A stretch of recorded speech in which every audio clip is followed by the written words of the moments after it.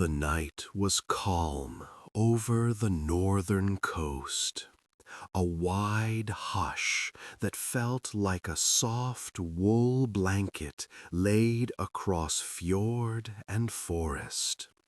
Far off, a slow tide stroked the stones. Hush, hush. And the pine trees answered with a faint breath that smelled of resin and cold. Above everything, the sky opened like a dark lake, and the first pale threads of aurora began to unspool, quiet as thought. In this quiet, a village rested between sea and cliff, a small place with roofs of turf, walls of timber, and windows that kept warm circles of light tucked safely against the night. Before the story settled, the room itself seemed to soften. A kettle sighed on a low stove, and a gentle hand set a cup upon a wooden table. The steam rose with a slow curl, and time stretched like a sleepy cat. The village had a name that felt friendly on the tongue, Skaldvik, and through winters and summers it had stood there like a candle cupped against the wind. People in Skaldvik built with patience. They stacked stone upon stone, board upon board, and tied the edges of their days with small kindnesses.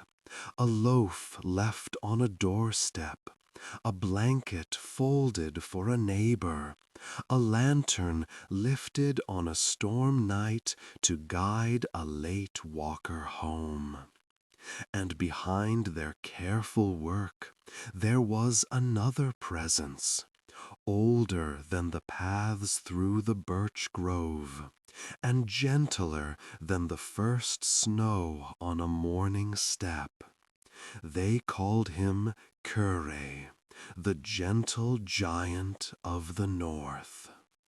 Kyre moved the way mountains might move if they ever had a reason to be quiet.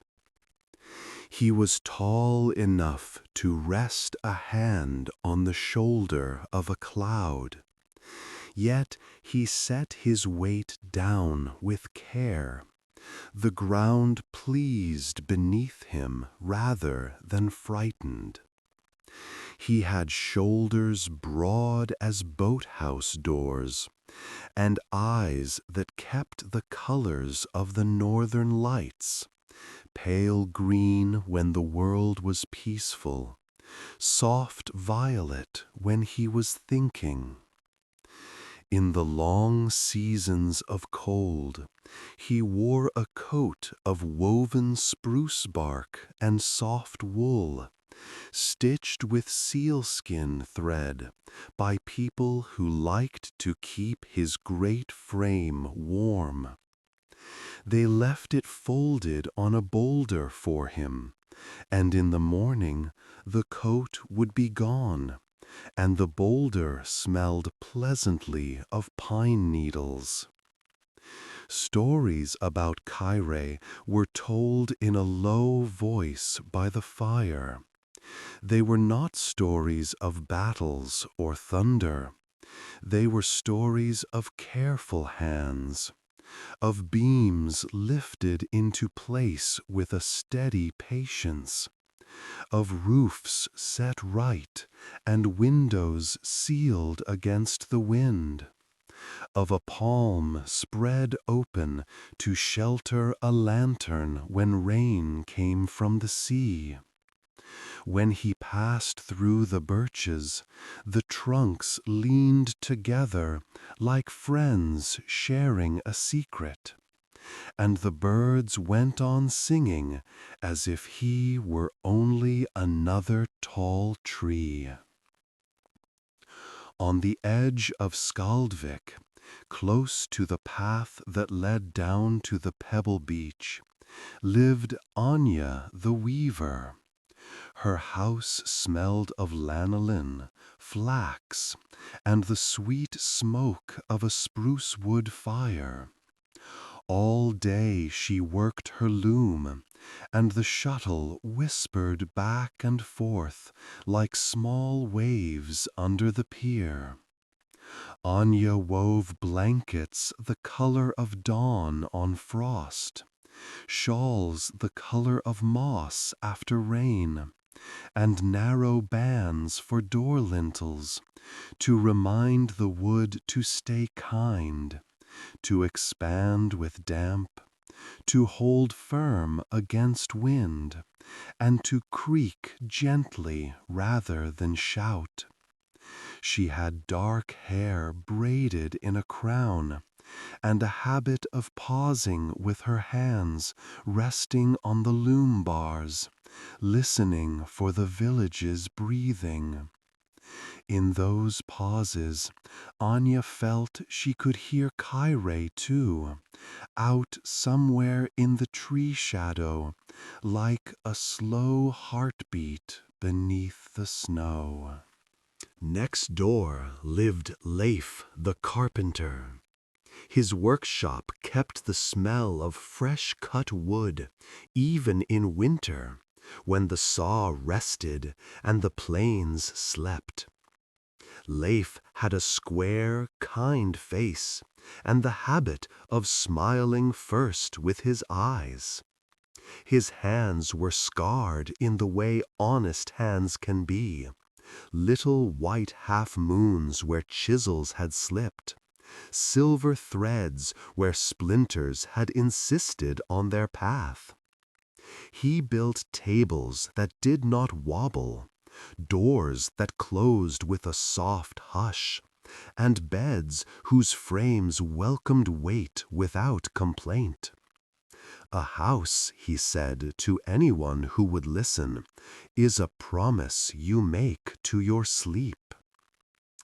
On the evening our story opens, the aurora had begun its slow dance earlier than usual, fabric in the sky folding and unfolding, green into silver, silver into a shy blue.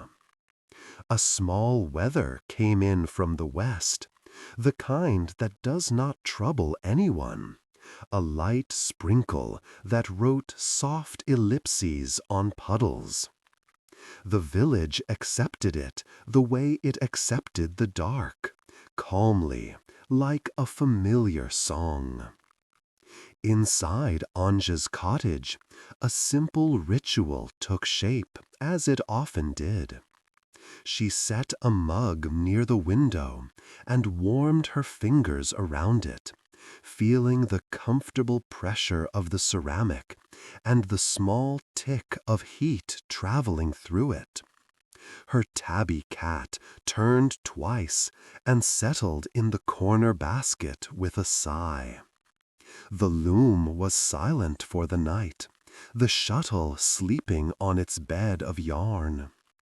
The house held its own careful breath, that sense all homes have in the quiet hours, when they stand watch while people rest.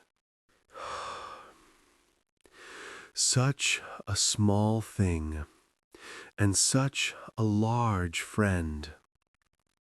In Skaldvik, the elders taught the youths a way to welcome sleep that sounded like a craft lesson. And though this is a story told in the third person, the rhythm is universal. The body knows. They would sit by the window as the lamps dimmed, and let the air of the sea meet the air in their chest. In through the nose, smooth as light pouring into a room. 1, 2, 3, 4. A little pause, just the size of a heartbeat. Then out through the lips, long and slow, like drawing a warm blanket over the shoulders. 1, 2, 3, 4, 5, 6. Again, the same soft work, the same simple promise kept. Kure liked that sound, the villages breathing together, though no one knew how he knew it. Perhaps he could feel the roofs relax. Perhaps he could hear the small sigh a floorboard makes when weight leaves it, or the way a latch sits perfectly in its keep after a day of opening and closing. He would come down from the ridge of old stone and stand where the birches watched and listen. If a wind worried at a shutter, he would lay a fingertip upon it until it learned to hush. If a chimney sang too sharply, he would lift a flat stone to the cap and calm the tone. If a beam dreamed of sagging, he would touch it, and in the morning it would remember its strength. People met him sometimes, though never all at once, and never with any fear. Leif met him first in spring, years ago, when the snow still slept in the shadow of the fences, and the ground remembered the heavy foot of winter. Leif had been lifting one end of a ridge beam, his breath making lace in the air. He had not asked for help. He did not like to bother anyone. The beam rose, and Leif's knees spoke of their limits.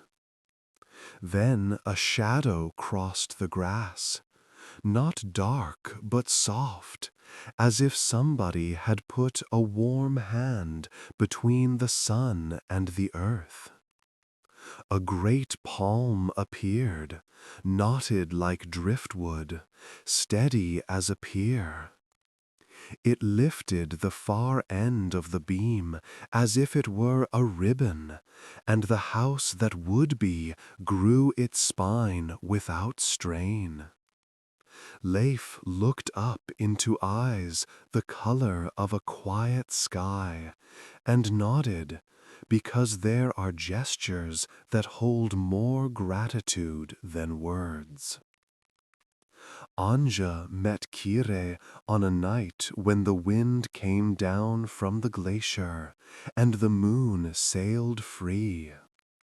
She had fallen asleep at her loom, with a half-woven blanket on the frame, a pattern of little houses marching in a line, each with a window like a small square lantern. In her dream, the houses were real, and a giant laid his hand over them, as if warming them with a hearth. When she woke, the blanket had slipped to the floor. She picked it up to fold it, and between the threads she found a pine needle, green and fresh, as if brought in that moment from the forest.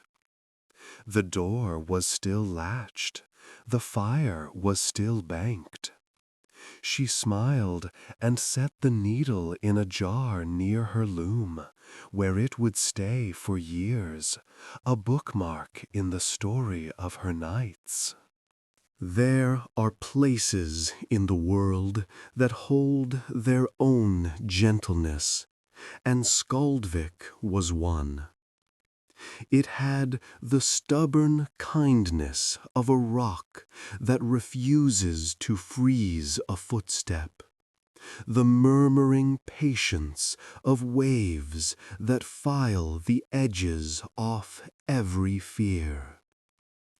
People slept there the way people sleep when they are held.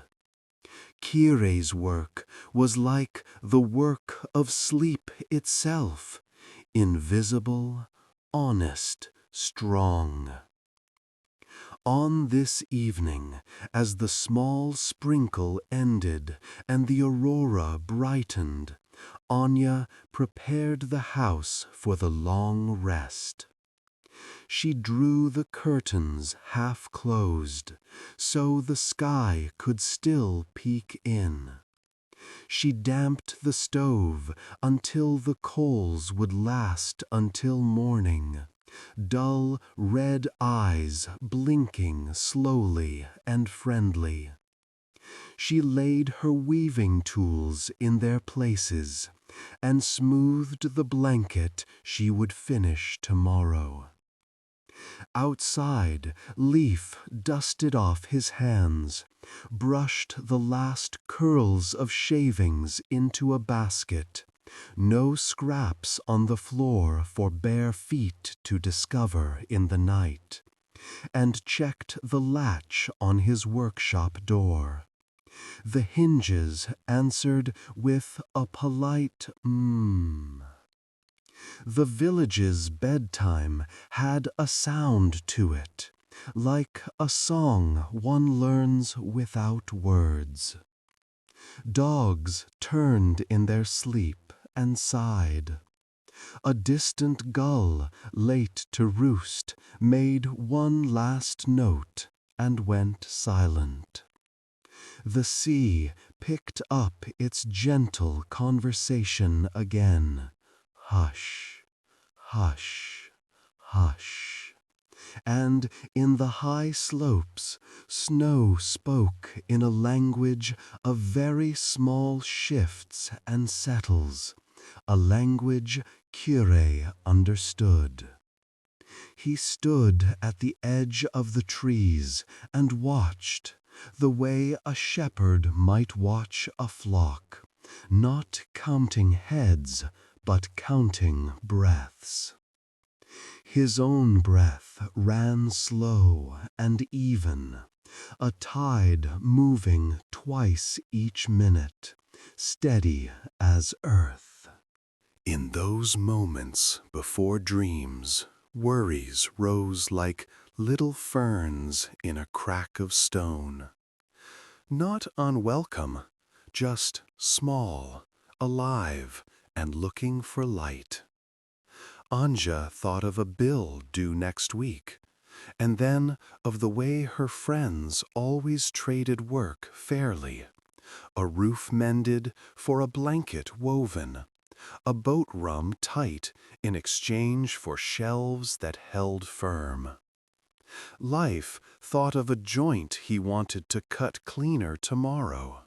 He could see the angle in his mind, the slope, the marriage of wood to wood, and the thought felt satisfying, like aligning two edges of warm bread. An old man, farther up the path, remembered a time when snow came early and stayed long.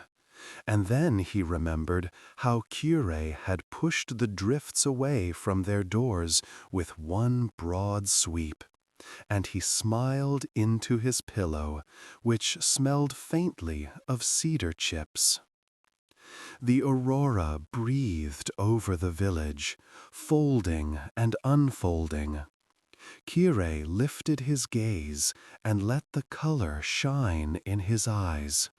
He did not speak much or at all, and if he ever gave a sound to the air, it was low and soothing, nothing to startle a mouse.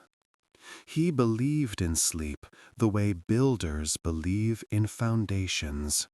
Sleep was where fear went to put down its hammer and warm its hands around a cup.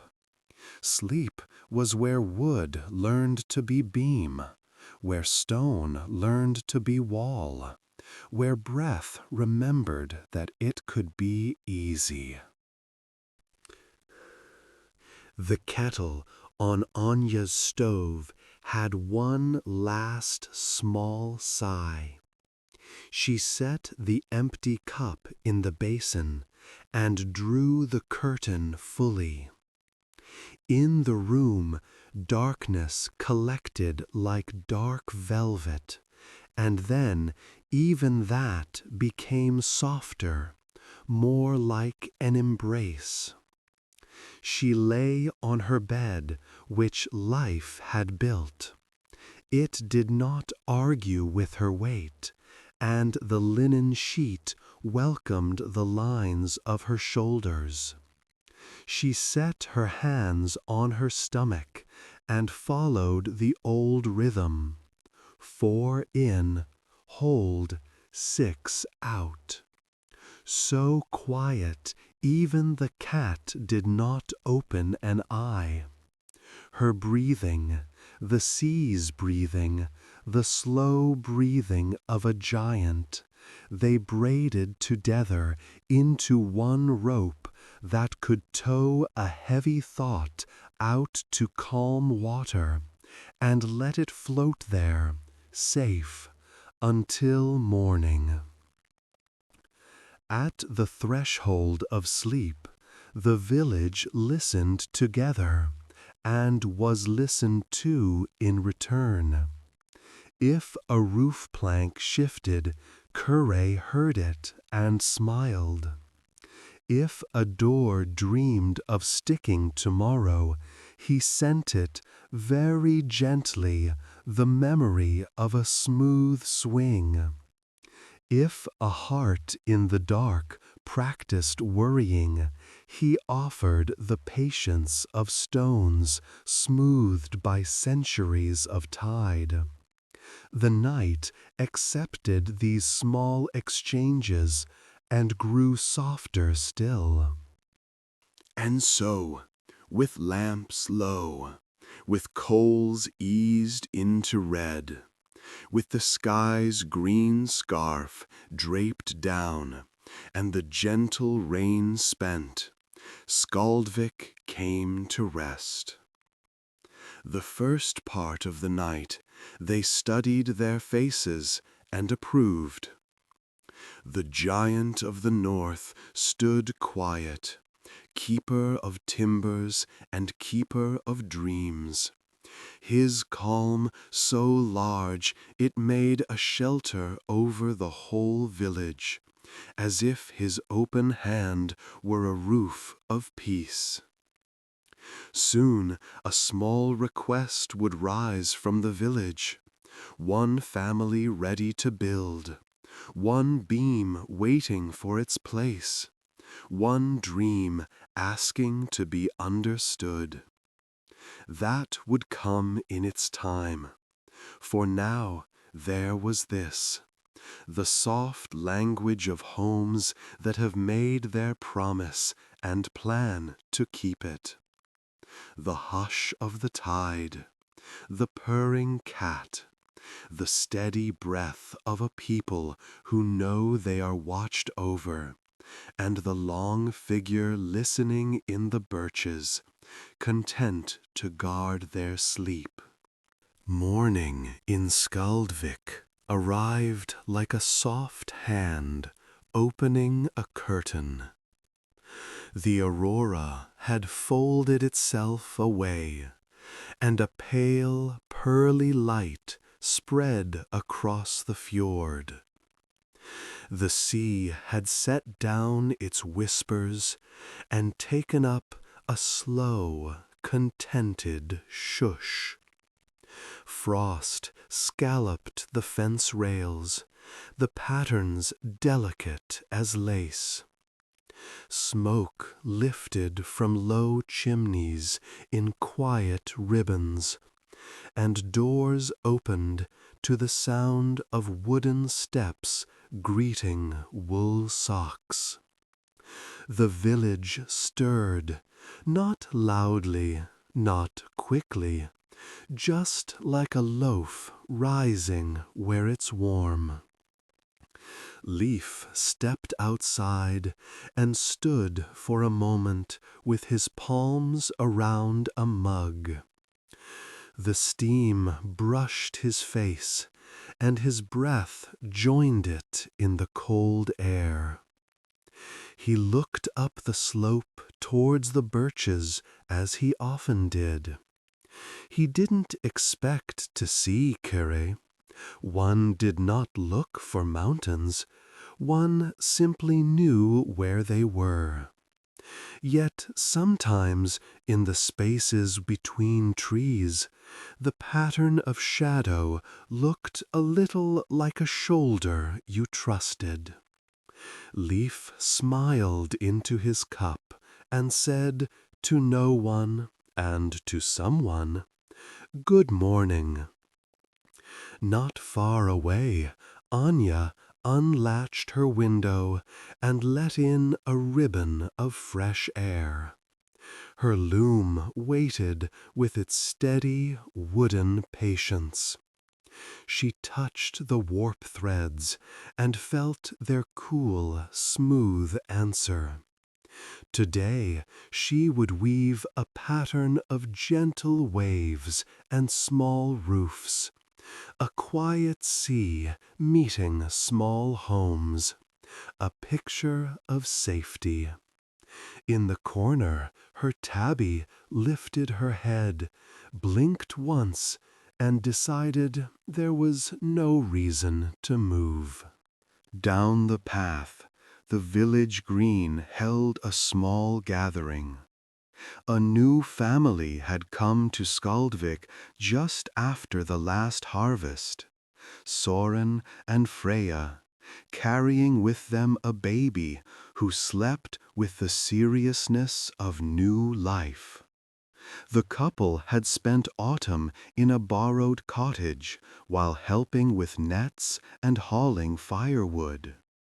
Winter had been kind, and the elders had nodded to themselves.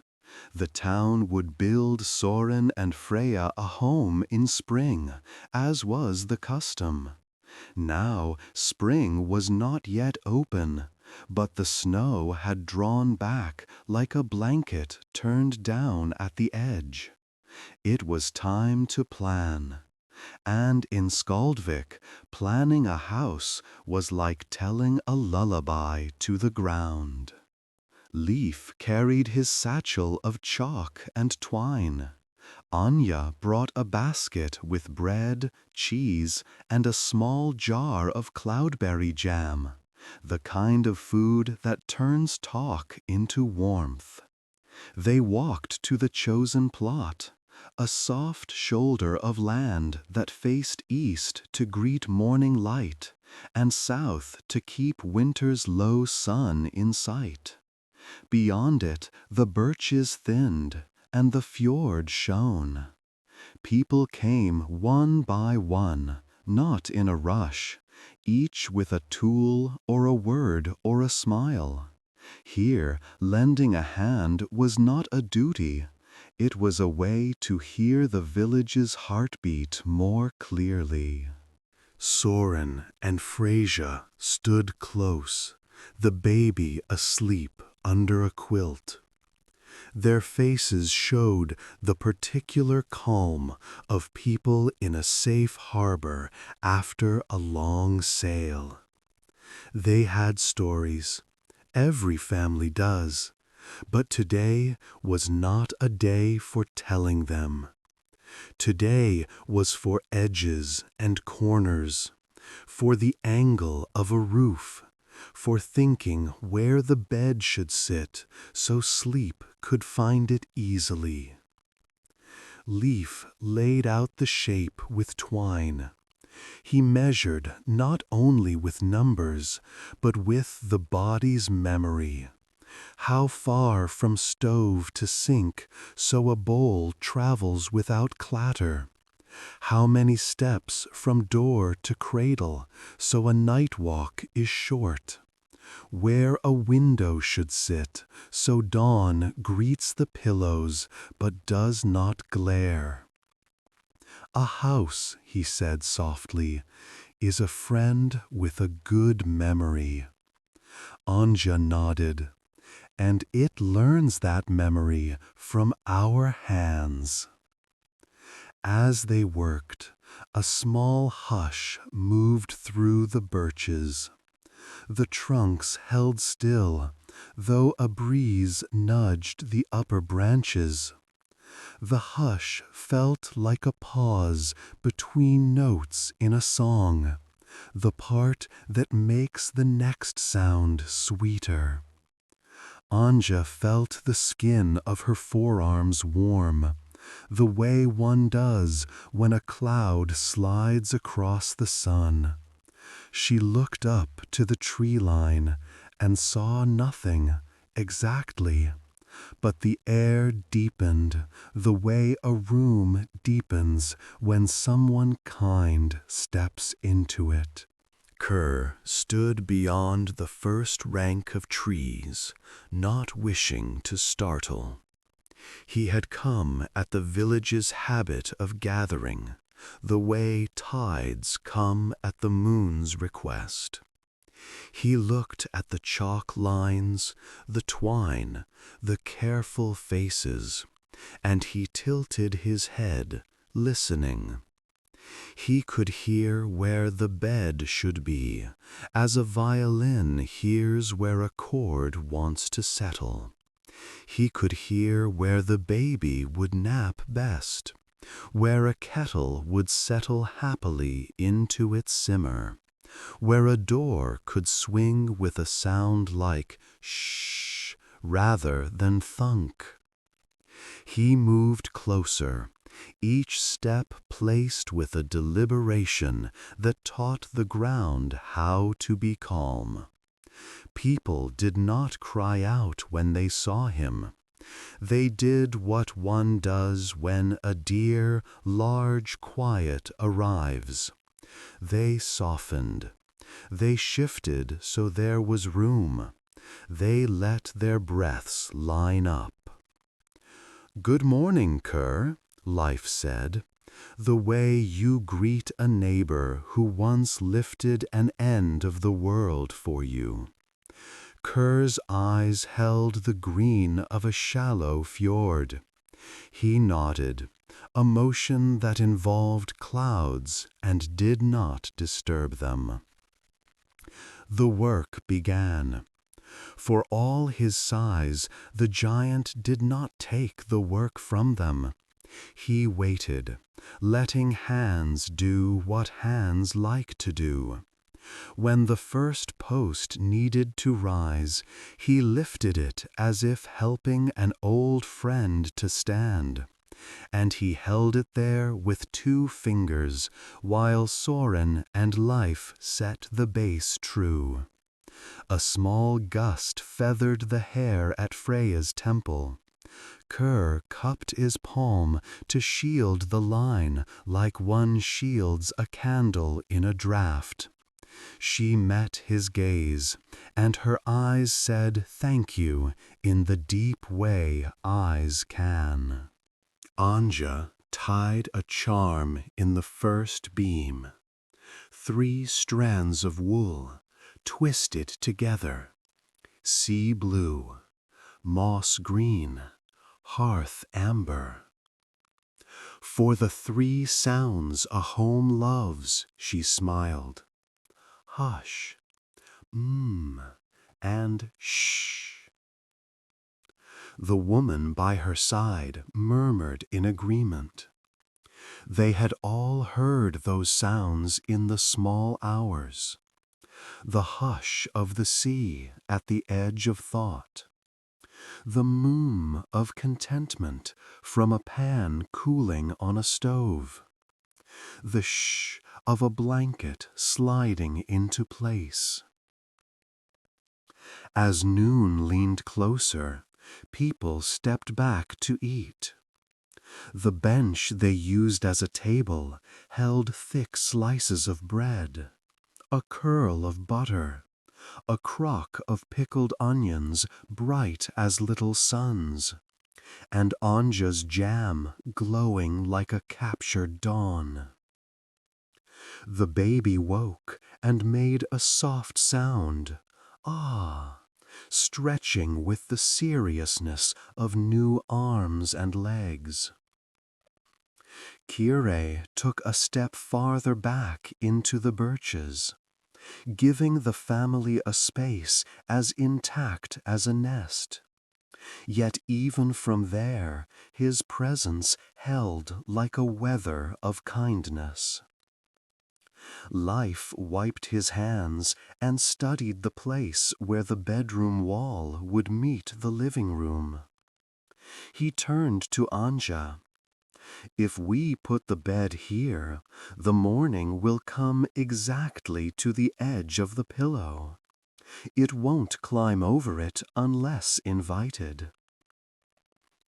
Anja listened with her whole face, then closed her eyes for a moment, breathing in through the nose and out through the mouth, slow and even, as if tasting the air's advice. Yes, she said, and the wall here should be smooth, no shelves to crowd the head. Sleep likes a clear sky. Kyrie bent, and with the pad of a finger, he pressed into the ground at the foot of where the bed would be. The earth settled a fraction, becoming sure of itself. If anyone had put their ear to the soil in that moment, they might have heard a small, satisfied Work resumed, steady as heartbeats. Pegs found their holes, joints agreed, lines tightened, not like a shout, but like an embrace. The second post stood, then the third, each with the giant's care behind it and the village's craft beneath it. Freya traced a fingertip along the sill and smiled. "This is the place our naps will learn," she whispered to the baby, who blinked with calm solemnity, as if taking notes. A thin rain arrived for a few minutes, a polite guest. Anja and Life pulled a waxed cloth over the stacked boards.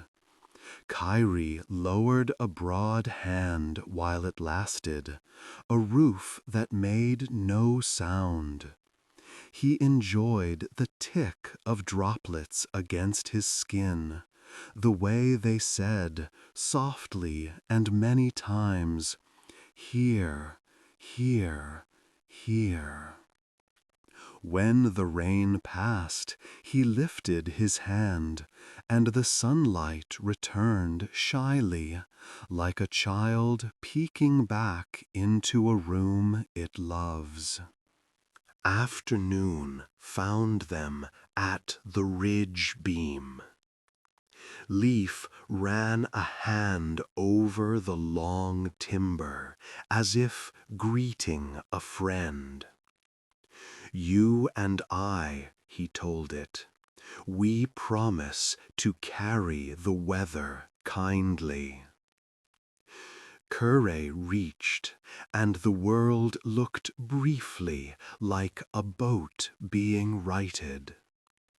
With one palm under the beam, and his other hand steadying the far post, he breathed in, waited a heartbeat, and breathed out. The beam found its home. The sound it made was not a thump, but a low, pleased hush that spread through the wood like warm tea through a cup. They rested again, And in the pause, Anja offered a small practice that the elders kept for moments when the heart wanted to be exactly where the body was. She spoke not to teach, but to remind. Sit, she said gently, and they did, on shavings and stones and bundled coats. Let's knit our breaths together for a few minutes. In through the nose, 1, 2, 3, 4. Hold just the size of a blink. Out through the mouth, 1, 2, 3, 4, 5, 6. Her voice was low and smooth. Even the gulls seemed to listen.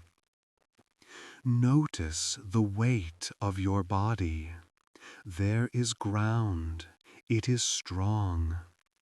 Notice the temperature of the air on your cheeks. It is cool and kind. Notice the way your shoulders lower when you exhale. She smiled. Perfect. That's all. Kyra's own breathing matched theirs without effort. He had a way of stillness that made stillness in others. In those minutes, the future felt like a blanket that had already been warmed. When the practice ended, the tools felt lighter in the hand, and the space inside the frame felt more like a home and less like an idea. As the sun slanted, it painted the boards with honey. Freya held the baby near the window opening and turned so the warm color touched both their faces. Leaf and Soren checked the corners once more, the strings singing their taut, quiet song. Anya tied a second charm near the kitchen, the same 3 colors as before, and tucked beneath the knot a tiny scrap from one of her oldest blankets, soft with years of naps. Kyra, seeing the day draw toward evening, walked the perimeter the way a shepherd walks a fence. He did not test the strength with force. He offered it his memory instead, his long, wide, patient memory of winters and thaws, of gusts and calms, of hush and and shh. Wood accepted it the way a thirsty root accepts water. If he paused beside a post longer than another, it was only because he was listening for the post's opinion on the matter, and posts do have them, quiet though they are. Before he left, he did one last small thing he always liked to do. He knelt, and with his nail, broad and smooth, he pressed a tiny mark into the threshold where only bare feet would notice. The mark was a simple curve, like the beginning of a smile. It said, "Here, when you step inside, you are already a little lighter."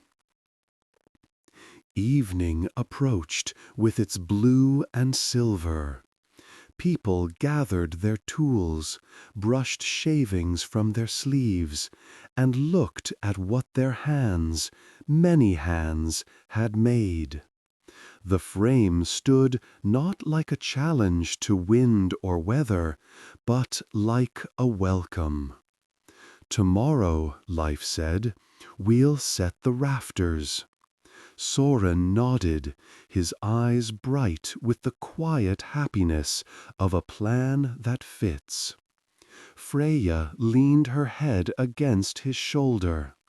The baby slept again, deeply, as if the rhythm of hammers had been a lullaby.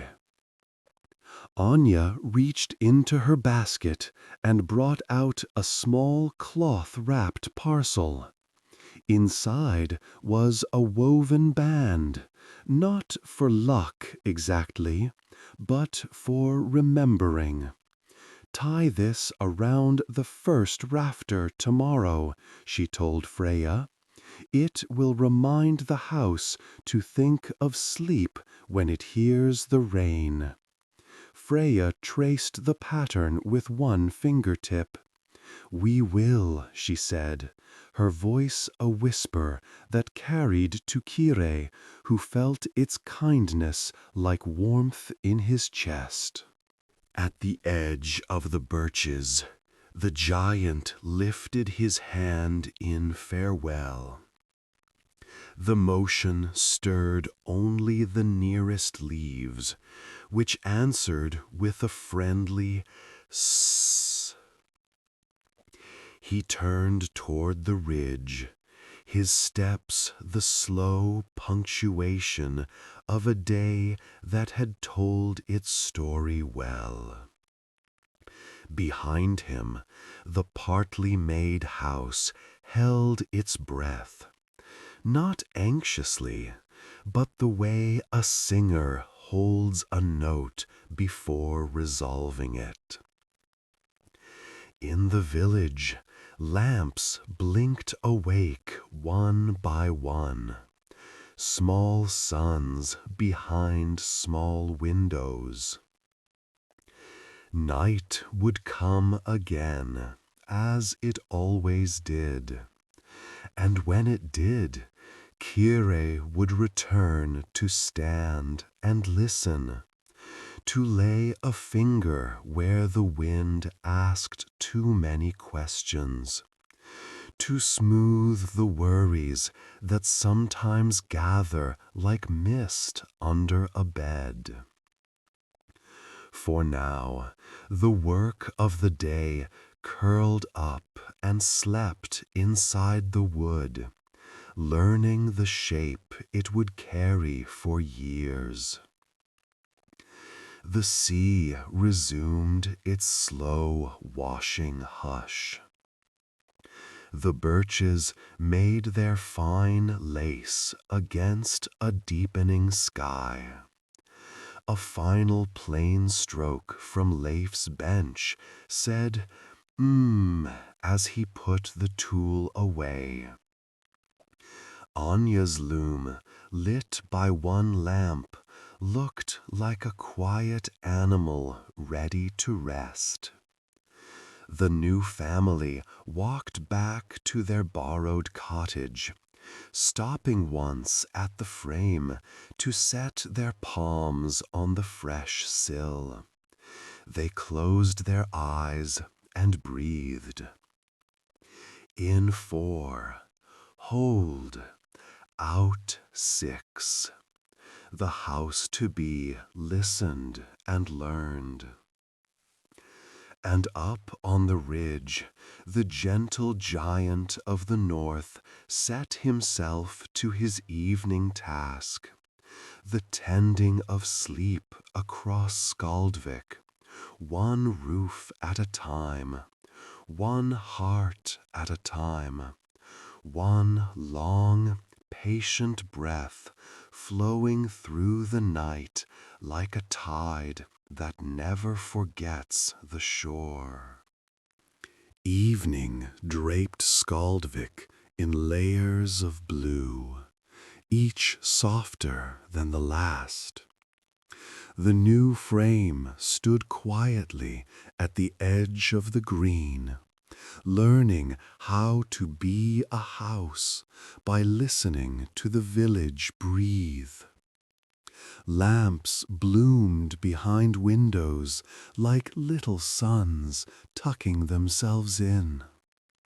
The sea, faithful companion, smoothed its voice to a long, even shush.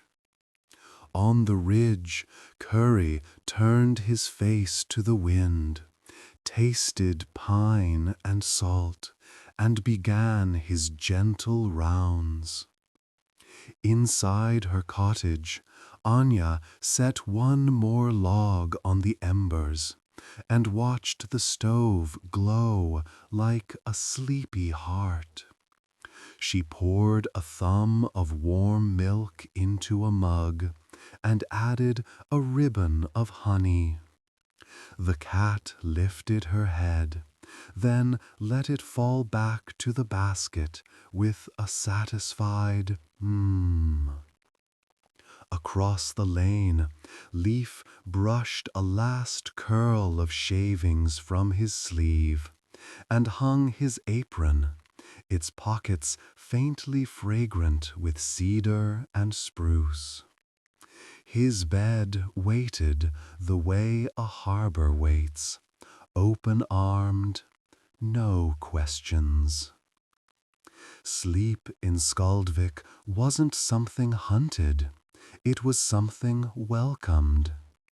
The elders taught that when you wish to welcome a guest, you make a little space, you light a soft lamp, and you open your hands.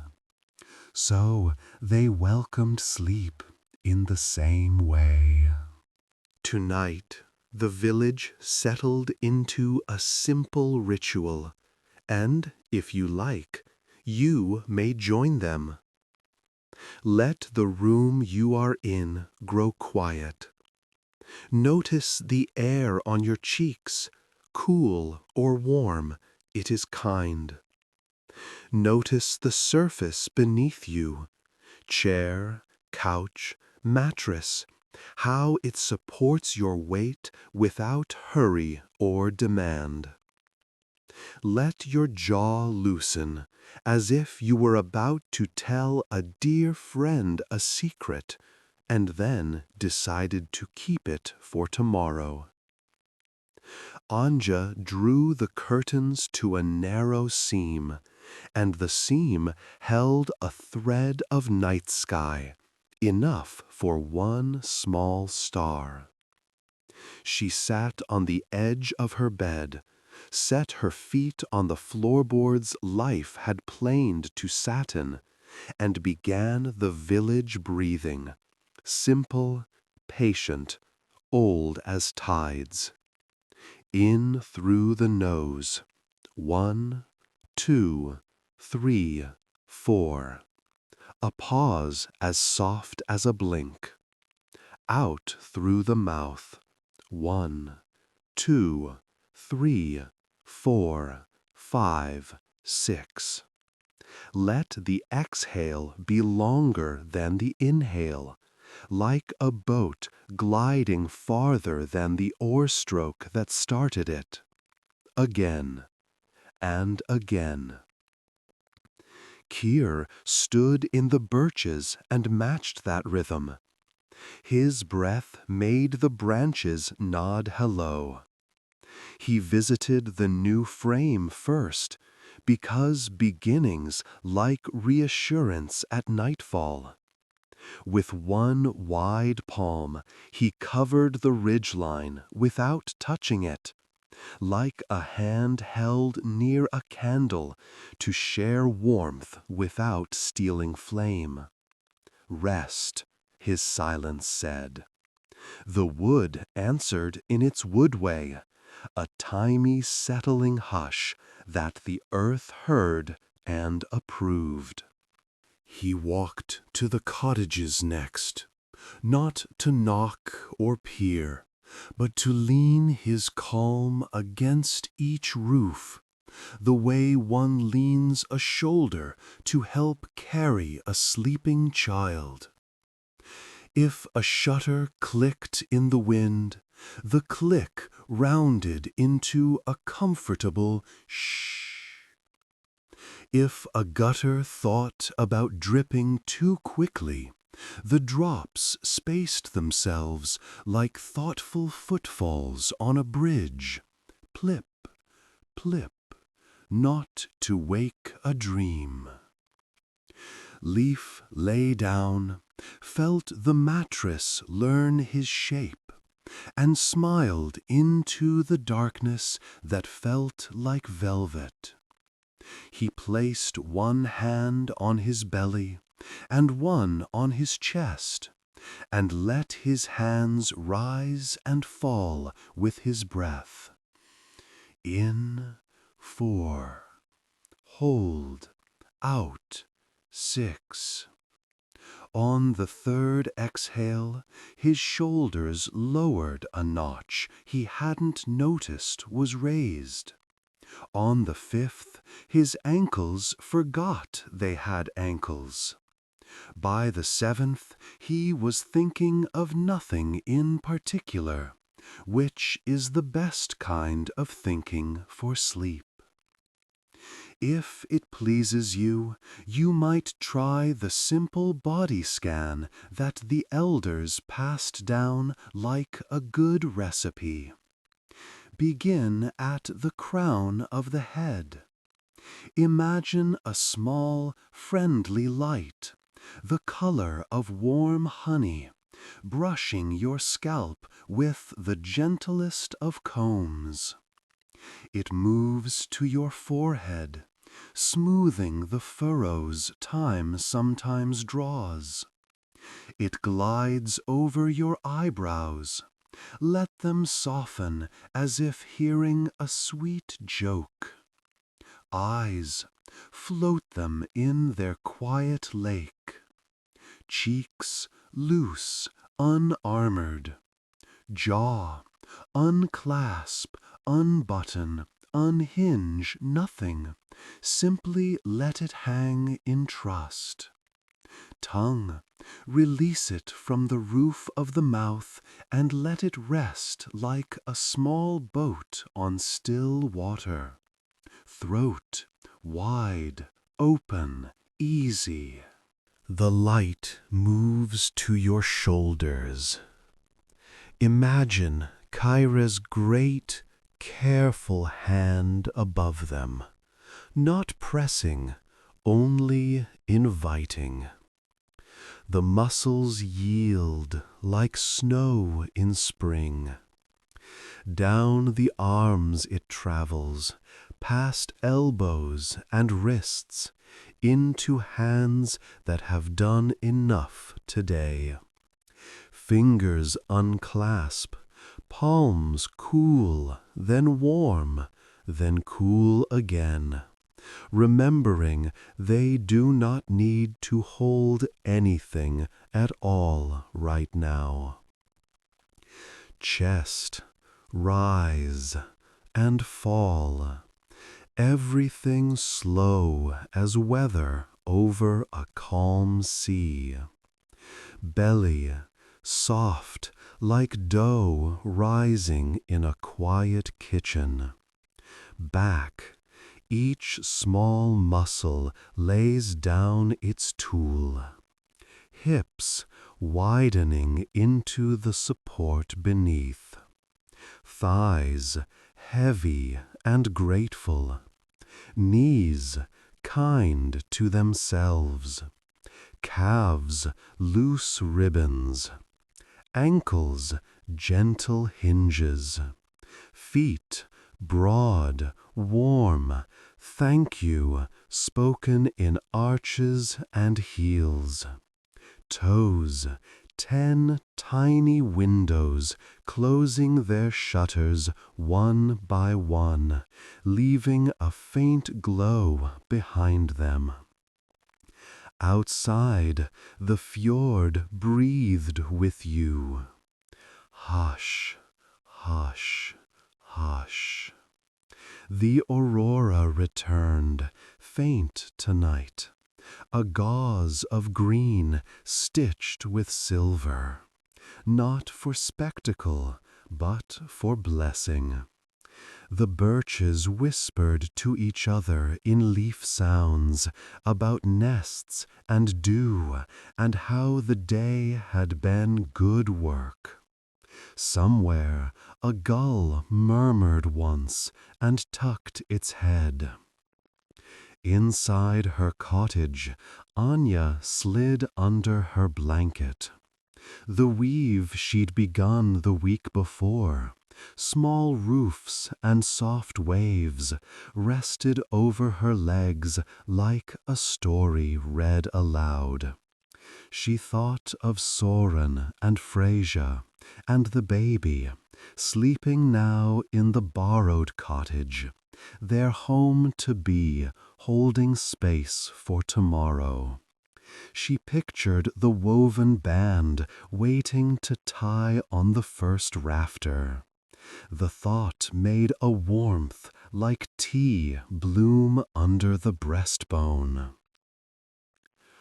Sometimes, even in the gentlest villages, a small worry pads in at bedtime, soft-footed, curious.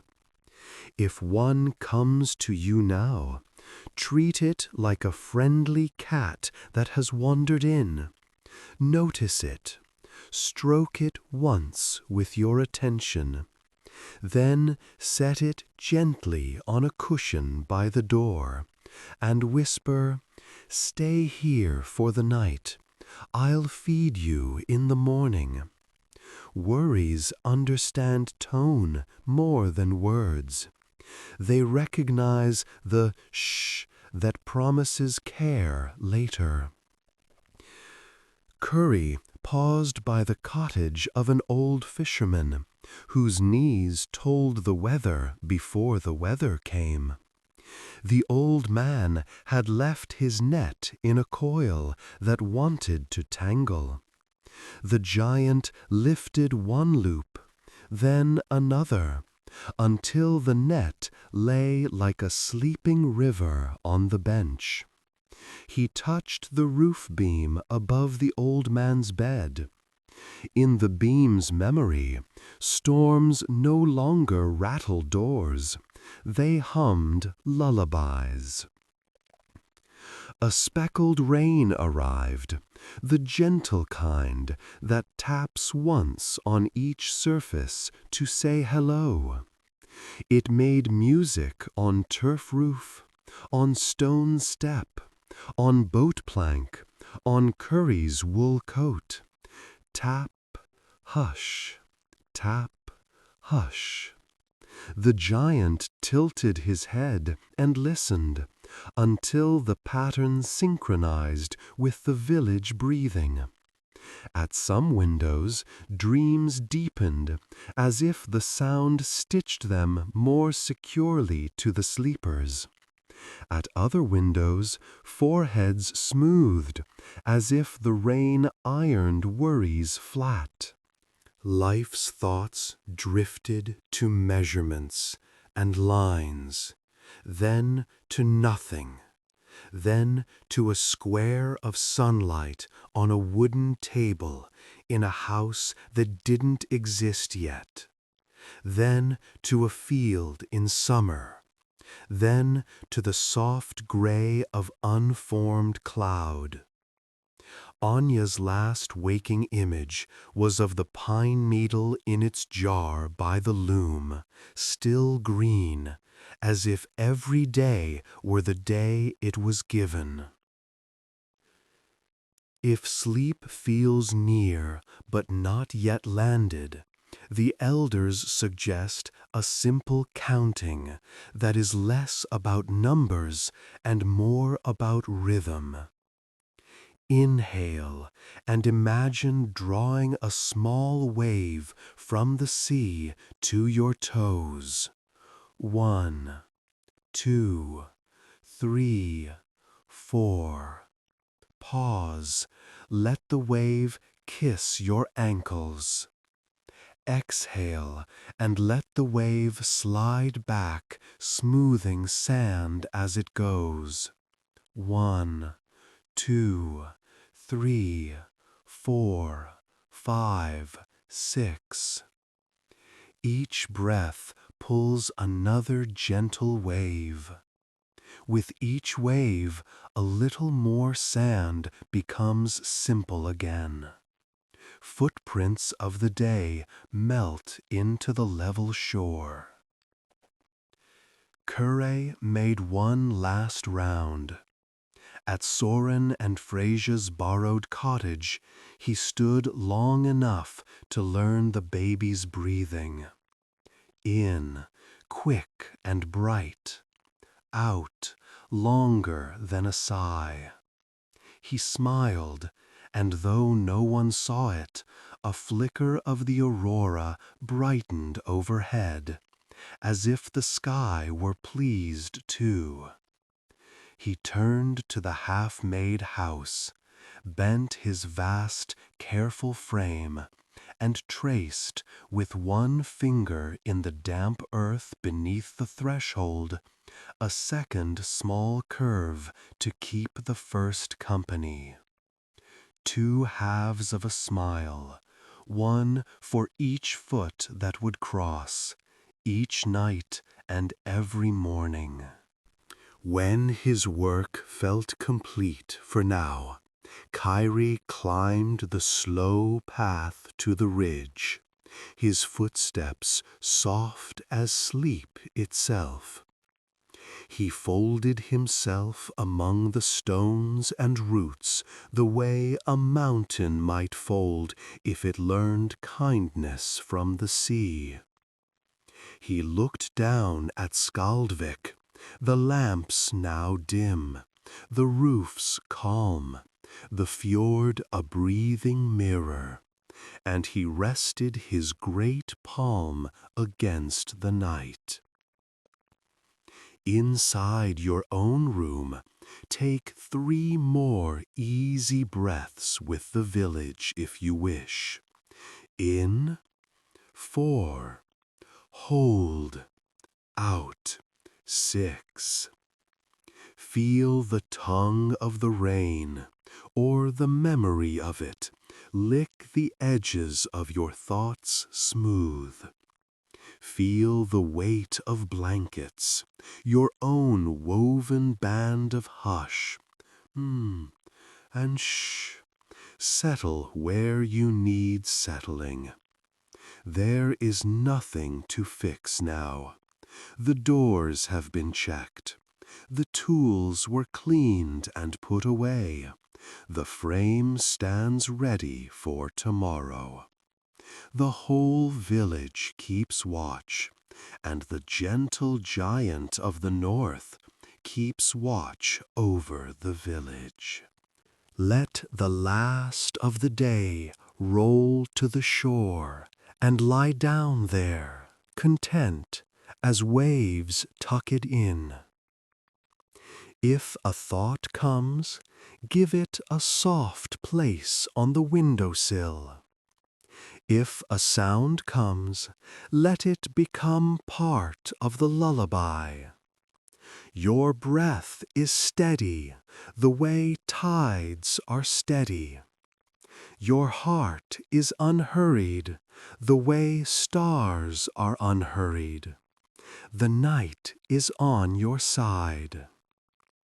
And so, under the aurora's faint veil and the giant's kind regard, homes hold their promise, beds learn their welcome, and sleep lands quietly, completely, like snow that has been falling all along and only now has reached the ground. Shh. Hush.